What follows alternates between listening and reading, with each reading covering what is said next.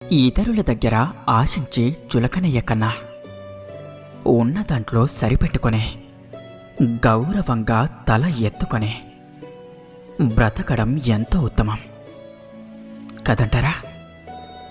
వెంటరాని బంధాల కోసం ఎప్పుడూ కూడా వెంపర్లాడకో. అది నీ సమయాన్ని ఎంతగానో వృధా చేస్తుంది. గుర్తుంచుకోండి, కోపంతో మనల్ని వదిలి వెళ్ళేవారు ఏదో ఒకరోజు ఖచ్చితంగా తిరిగి వస్తారు. కానీ మౌనంగా మనల్ని వదిలి వెళ్ళేవారు ఇక ఎన్నటికీ తిరిగి రారు. అర్థమైందనుకుంటా. నీరు ఉన్నంత వరకే ఏ బావికైనా విలువుంటుంది. నీరు లేని క్షణాన ఆ బావి చెత్తతో నిండిపోతుంది. అలాగే